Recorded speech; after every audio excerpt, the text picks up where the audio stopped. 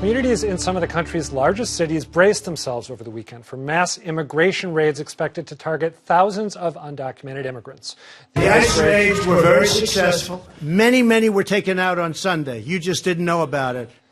It doesn't seem like anyone did, despite widespread outrage, fear, and panic seen in rallies from L.A. to Chicago. And the president's assurances, there were few, if any, ICE arrests reported yesterday.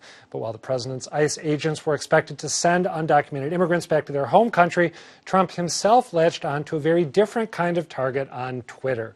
In a series of tweets, the president referred to progressive Democrat Congresswomen who originally came from countries whose governments are a complete and total catastrophe, adding, quote, "Why don't they go back and help fix the totally broken and crime-infested places from which they came?"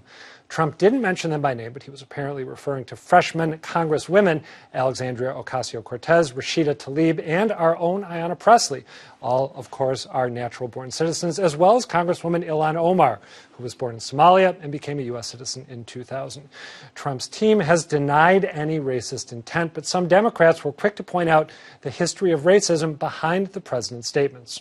It is absolutely racist and un-American, and it is an old trope. Go back to where you came from, that, you know, you might hear it on the street, but you should never hear that from the President of the United States. Everybody knows that the President acts like a white supremacist. He is a racist. He's made that clear on so many different occasions.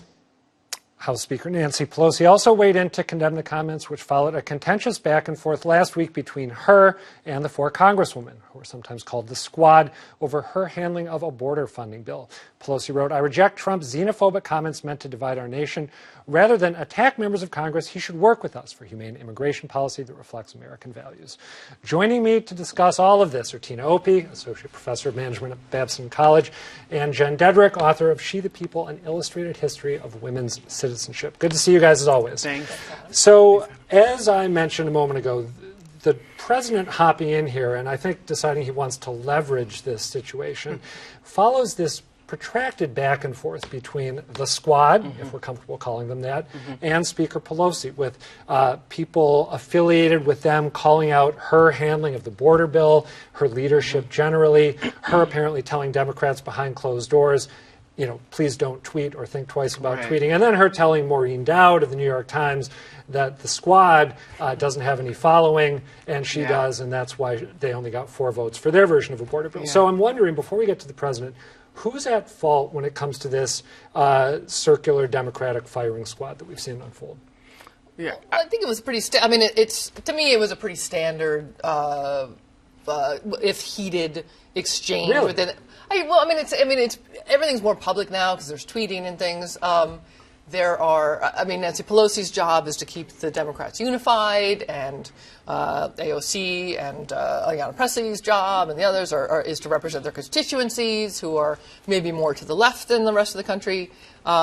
These are battles that take place. The Congress, the House is supposed to be contentious. Don't you think that Pelosi messed up, though? I mean, no, she might have. For me, when I think about this, it's a balancing act between unity and authenticity and social justice. So the women who said what they said, the Squad, they said that they came to Congress so that they could actually bring about change. And I think that's what they're trying to do. I think the comment that was initially made that may have triggered this, Pelosi responded to that, and I think that was a serious misstep. This was AOC's chief of staff comparing Democrats who backed the border bill to the Southern Democrats of the 1940s. Right. That was sort of to me, that was the most problematic thing that happened, was that he wrote that there were, he was talking about these moderate Democrats, some of whom are people of color, who were like, he maybe is overstepping his bounds in terms of someone who works as a staff member. But, I think that the key right now is Pelosi. I do think she is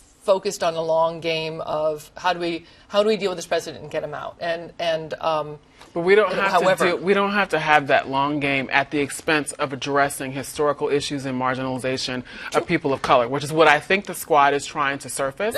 And I do think, Democrats and progressives and liberals like to think of themselves as this very open tent, but there's racism and isms that we need to address within the party as well, and I think they're trying to do that. And hopefully we can bring in those issues and still win the White House. I got to interrupt and ask if you guys think that age plays a role here too, because as someone who is middle-aged and getting older by the day, I look at what AOC and her chief of staff and other members of the squad have done, and I think they all believe that if they think something, feel it passionately, they should just be able to come out and say it publicly, to use Twitter the same way the president does. Whereas I feel like Nancy Pelosi comes from this old school approach to Congress where you get elected and you're a freshman or fresh woman, you put your head down, you do the work, you learn from the people who've been there longer, and then as time goes on, you assume a bigger public profile. Is age I think it's a little of it, but I also think that, Pelosi's job literally is to keep the Democrats unified. That's what she's supposed to do. And so, I think that both,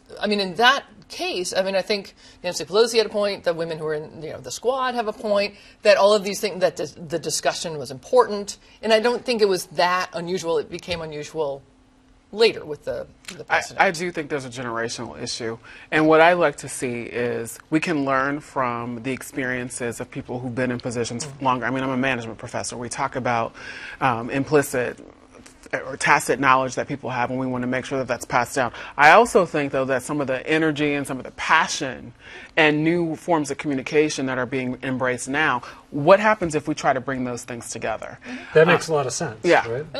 It's not going to be easy, because whose voice has been heard is sometimes the older generation, specifically in our political process. And now we have new voices. They're not necessarily used to sharing the platform, even if it's not. But also, as a historian, though, I would say, the idea of the Congress having been this calm, is, of course, crazy, because it's always been upheaval, especially the House is full of upheaval, it's full of, violence. Fights and violence in the past, according to Joanne Freeman's book. So, let me ask you about what the president has had to say. As we noted, his comments have widely been described, even by a lot of media outlets that don't usually use this term in this way. They've been described as flat-out racist comments. The president's defenders insist they are not. We have a bite from Mark Short, the chief of staff to Vice President Pence, earlier today defending the president. Let's take a look. I don't think that the president's intent in any way is racist. I think he's trying to point out the fact that since elected, it's hard to find anything Ilhan Omar said that actually is supportive of the United States of America. It might have been Mark Short who also pointed out that Elaine Chao is in the cabinet, the wife of Mitch McConnell, the transportation secretary. What was his point there? That she's Asian, so he can't be racist? Listen, you could have voted for Obama and still be racist. Let's just and electing one black man president does not make the United States of America a post-racial place. I think we have got to stop looking for these one pieces of data to dispel centuries-long worth of racism. And it's not over. It's going on today. What he said was racist. It's racist. It's absurd to say that it's not. It's just it's gaslighting at this point. How can you possibly look at him saying, go back where you came from, to people who are from here? Three people who were born here. But they were also just this idea that they don't belong here, and it's these women of color, and three of them are born here, the other one's a naturalized citizen. Yeah, the Mark Short defense, such as it was, doesn't really, it only deals with Ilhan Omar. It's one person who's a citizen. Yeah, and not to mention the fact that President Trump, I'm blanking on the names, but there are some sitting members of Congress who were not born in the United States, and he's never gone after them. And they're outing themselves, and they're saying, I think there's a reason why he may not have gone out of me, because they're of European descent. They are of European descent, so they've never been called out about that. So I think that that's really telling. I have this theory. I wear my tinfoil hat more and more these days. Is it possible that the president inserted himself into this Pelosi versus the squad back and forth, as I said earlier, to try to leverage it, in part to distract from the fact that these ICE raids that he'd hyped up turned out to be not much of anything? We know how attuned he is to news coverage and images, and there really weren't many. Well, none of it's a distraction. All of it is meant to keep us on our toes. I was just saying, I was spending time with a friend of mine who's an immigration lawyer recently, just at an event, and I work on women's issues things, and we were talking about you're just constantly doing something. There's always something we have to react to all the time, and we have to react to it. You have to act like every single time he announces there's going to be ICE raids, we have to pretend that they're real, because otherwise there's going to be the time when we go, boy, you cried wolf, and then it happens. And it's a way of, everything is designed to keep us overwhelmed all the time. If you look at, Masha Gessen and others who've talked about how fascism works and how these people take over like this is how you do it. You get people constantly on their toes, constantly scared, and exhausted. Tina, you're going to get the last word on a different question. What are the implications for 2020 if the Democrats cannot get their internal stuff together, if they can't put this episode that we've seen festering for a little bit behind them? Well, I mean, 45 could re-win the White House. Right, that's definitely a possibility, and I think we need to stop underestimating that. What I'm also hoping, though, on an optimistic standpoint, is that maybe this encourages people like Pelosi and some of the old heads who are in government to listen. I know that's a term from my community. Some of the old heads who have experience and wisdom to listen to some of the newcomers, and perhaps integrate in some of the values and discussions that they're having into the caucus so that we actually have a platform that appeals to other people as well. It'll be interesting to see. Old habits die really, really hard, as you know better than me. All right, Jen Deaderick, Tina Opie, thank you both. Thank you.